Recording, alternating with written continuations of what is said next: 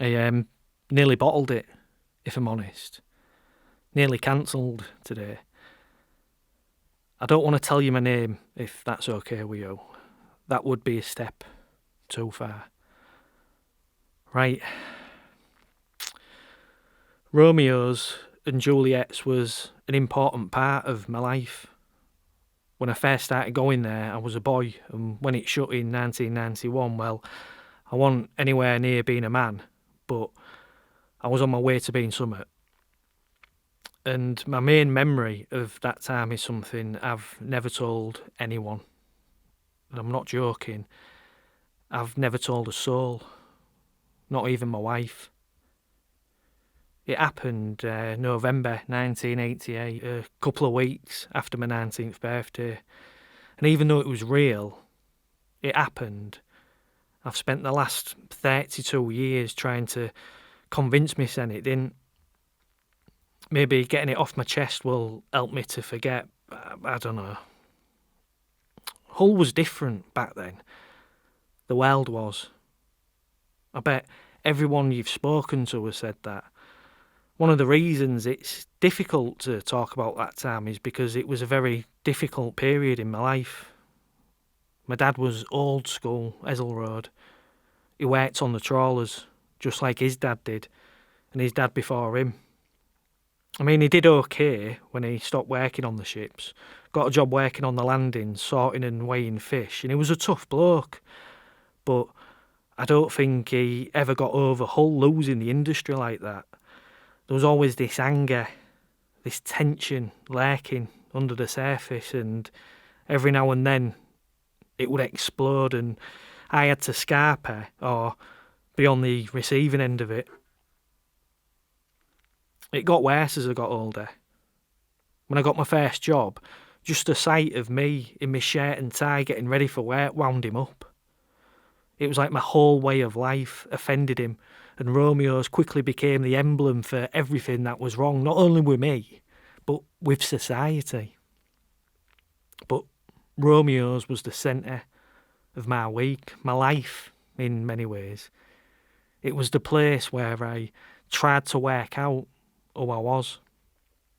I worked in a car showroom on a YTS, and on the weekend I'd head out with the lads to Romeo's. I didn't hate my job, but it wasn't what I actually wanted to do. And my dad was drinking more at this point, and living at home had become a nightmare. So Romeo's was my escape. I lived for it.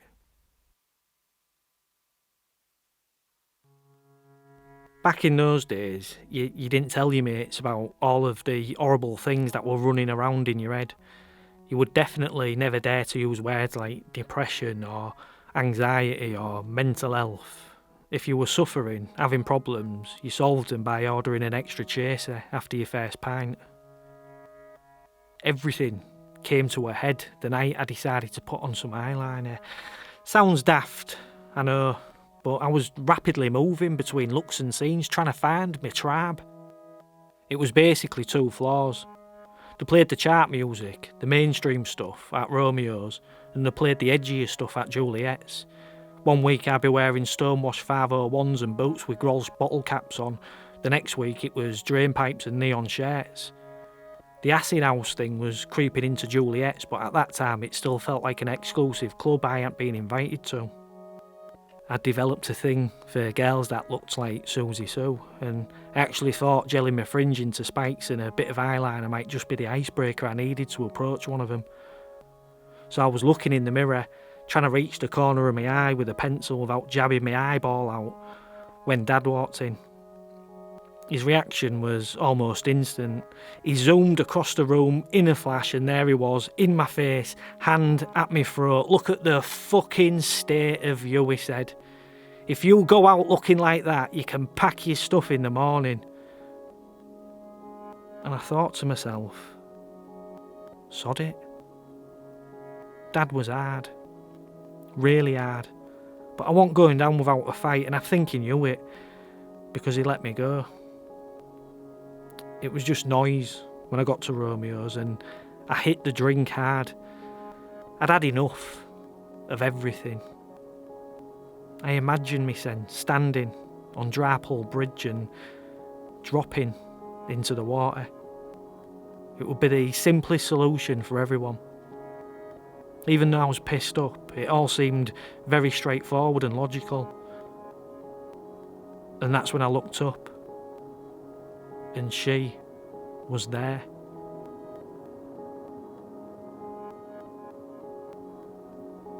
She stood out. She was different. She was wearing this long purple dress which went right down to her ankles. It was like crushed velvet or something. And her hair was cut into a short bob with a fringe. I'd never really had much luck with girls. I was shy, and I didn't have the first clue how to break the ice, but I just had to speak to her. It was magnetism. And maybe it was just with everything going on in my life, but for the second time that night I thought, sod it. Her skin was the colour of bone china, and her eyes were as dark as her hair, as dark as the swirling water of the Humber that I'd just been thinking about. "Hiya," I barked over the music. She looked me up and down, and then she smiled, like she'd just worked something out. And she smelled like, and I know this sounds weird, but like the perfume your nan wore. And when she whispered, "Emily," into my ear, her breath was cold and sent a shiver right through me. I was excited. I've never felt anything like it before or since. She smiled again. I started blabbering then. I didn't know what else to do, didn't know what I was on about. She probably didn't either.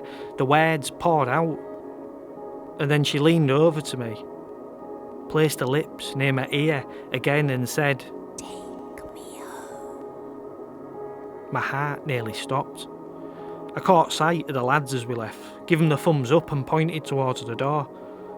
The cold air made my shirt stick to my back when we got outside. It was just after 11, so people were still piling into Romeo's, brandishing their some like it hot cards. Something that still makes me laugh when I think about being stuck in a queue, freezing my arse off. I was starving because I hadn't managed to grab out to eat, and my first point of call would have been bun in the oven, but I decided to skip it. "Where do you live?" I asked her, and she giggled. I don't know what she found so funny, so I asked her again and she lifted her arm and pointed. So we headed towards Bev Road, turned left at Blundell's Corner and onto Springbank. She didn't notice the cold, or at least she wasn't bothered by it. "Emily is a pretty name," I said. "What's your full name?" "Emily Maybury," she replied. I felt a bit awkward at first, but then it all came out. My home, my dad, my job. She listened patiently, and every time I thought I'd said too much, she'd smile and nod and I'd carry on. I didn't realise how much I needed to just talk to someone. I'd only met her half an hour ago and already I was pouring my heart and soul out. We made our way down Springbank, past the polar bear, and into the smell of freshly baked bread wafting out from Jackson's bakery. My stomach growled again. When we got to the bottom of Prinny Ave, she stopped suddenly near the English Hyde furniture shop on the corner. I asked if she was okay, and she nodded and pointed towards the general cemetery. So I asked her, "Are you sure?" And I was going to ask her again, but before I had the chance, she started moving towards the graveyard.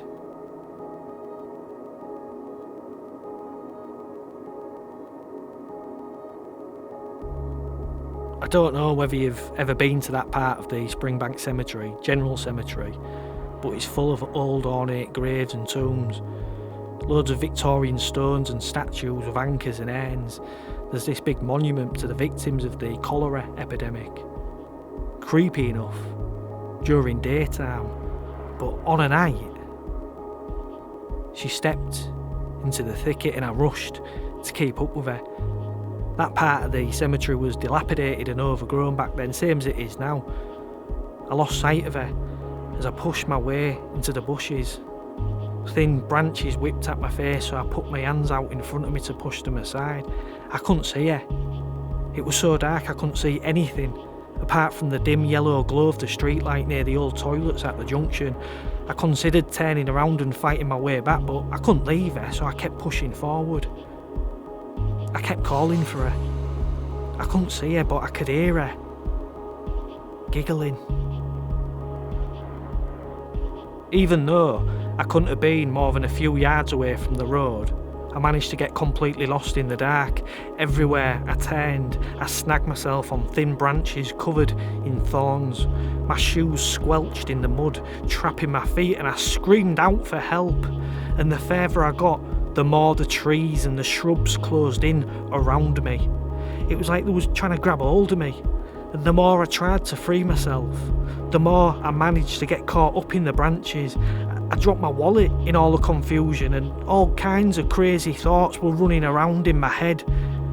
It was like the cemetery had come alive and wanted to tangle me up and suffocate me. My hands and face were covered in little scratches and I couldn't see a thing. And at one point I considered stopping struggling, just letting go and waiting it out until the morning, but I was getting colder and there was no way I could spend the night in there. I broke down, started blubbing like a bairn. I was freezing, terrified, exhausted. And then I saw a pale light and I called out a name. I couldn't move backwards, couldn't free myself, so I had to keep pushing forward towards the light. I realised the light was coming from the moon, and there was a large marble column with an angel on top in a clearing a couple of feet in front of me. And there she was, motionless, eyes closed. The moonlight framed her like a spotlight and everything was quiet and still. And I watched her for a moment, dazed. She had her head tipped up to the moon and the hair on the back of my neck stood up. I had this feeling in my gut, that feeling when you're treading somewhere you shouldn't be, trespassing. It was wrong.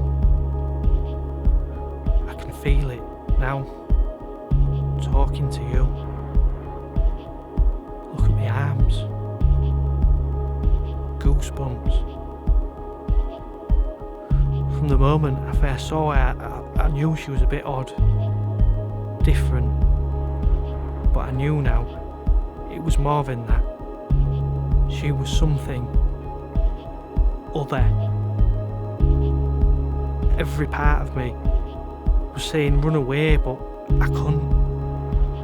I was trapped. And she turned to face me. My whole body trembled through a combination of cold air, adrenaline and terror. I wanted to get away, but I couldn't move. And she came closer, and I closed my eyes, squeezed them shut, and I felt her hands on my face, and her touch was like ice. I tried to break free, but my arms and legs were still tangled up in the branches, and she gripped my head tight. I opened my eyes. I saw her face, a beautiful face, and then she smiled and opened her eyes. There was nothing there. They were empty. Tiny black pits in the middle of her face, and I wanted to scream, but I couldn't. And her eyelids closed over the empty sockets, and she turned to face the moon, and I wanted to block everything out. So I shut my eyes again, shut them tight, and turned to face the moon. And then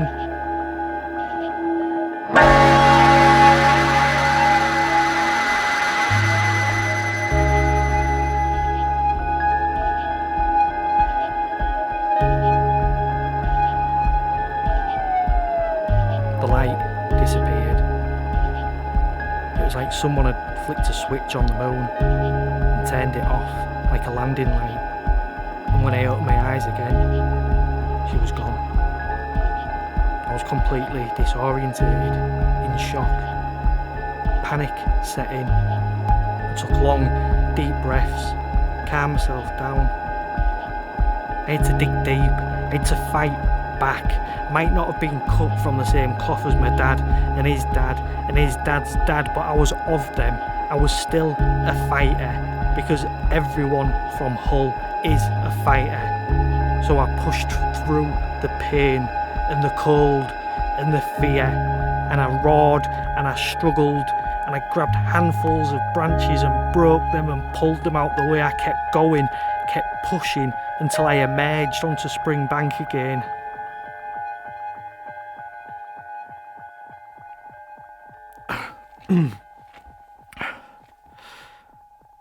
I stumbled over to the toilets on the corner at the junction, and I was sick as a dog. I sat there shivering, waiting until it got light. When I left, the mass of tangled branches that was insurmountable in the dark was just a set of bushes in the morning. I went back in to find my wallet, found the clearing, and it was on the ground near the large marble column with the angel on it. I crept up to the column, squatted down and scooped it up. I was about to stand up when I spotted the names that had been etched into the stone at the foot of the monument. It was a family plot belonging to a wealthy shipping magnate. I looked down at the list of names until I found the last one, the final branch of the family, severed prematurely on November 1888, 100 years ago, when she died, aged just 19 years old. And I read her name aloud.